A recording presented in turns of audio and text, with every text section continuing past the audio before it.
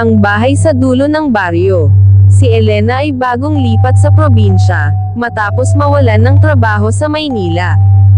Doon siya tumuloy sa lumang bahay ng kanyang lola, isang lumang bahay na bato sa dulo ng baryo. Tahimik ang lugar, halos iilan lang ang kapitbahay, at gabi-gabi, ramdam niya ang kakaibang lamig sa paligid. Unang gabi pa lang, nakarinig na siya ng mga yabag sa itaas. Pero wala naman siyang kasama. Pag-akyat niya, sarado ang lahat ng kwarto. Naisip niya baka nagalang, kaya bumalik siya sa kanyang silid. Pero bago siya makatulog, bigla niyang narinig ang pabulong na boses mula sa kabilang kwarto. "Umalis ka na." Kinabukasan, kinausap siya ng isang matandang kapitbahay. "Iha, hindi ba sinabi sa'yo? Walang tumatagal sa bahay na yan. Marami nang nawawala." Pero hindi siya naniwala. Inisip niyang dala lang ng pagod at imahinasyon ang lahat. Lumipas ang ilang araw.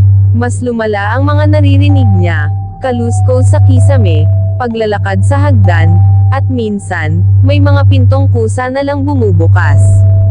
Isang gabi, habang nasa kusina siya, may narinig siyang tumatawa sa likod bahay, tawa ng bata.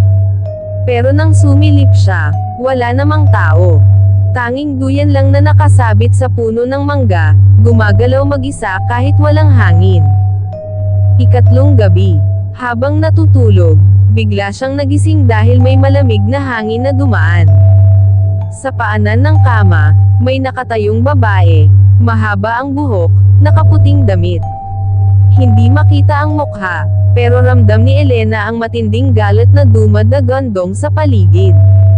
Nang igalaw niya ang katawan, hindi siya makakilos, parang may mabigat na nakadagan sa kanya. Maya-maya, naramdaman niyang may malamig na kamay na dahan-dahang gumagapang sa kanyang leeg. Sa takot, napasigaw siya. Nang imulat niya ang mata, wala na ang babae. Pero sa salamin sa gilid ng kama, nakita niya ang refleksyon ng babae, nakangisi, nakatayo mismo sa likod niya. Kinabukasan, nagdesisyon siyang mag-empake at umalis na. Pero bago pa man siya makalabas, biglang nagsara ang pinto ng sala. Lahat ng bintana, isa-isang nagsara rin. At mula sa itaas, bumaba ang mga yabag, mabibigat, sabay-sabay, parang maraming taong bumababa sa hagdan. Nang lumingon siya, isa-isang lumitaw ang mga anino sa paligid ng bahay. Mga taong nakaputing damit, maputla, nakayuko. At sa gitna nila, yung babaeng nakita niya sa silid, ngayon ay dahan-daang papalapit. "Hindi ka na makakaalis," bulong nito. Huling narinig sa bahay na iyon ay ang malakas na sigaw ni Elena.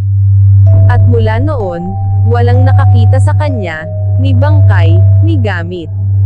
Pero sa tuwing dadaan ang mga taga-baryo sa harap ng bahay, lagi nilang naririnig ang boses ng babae mula sa loob, at minsan, boses ni Elena na humihingi ng tulong.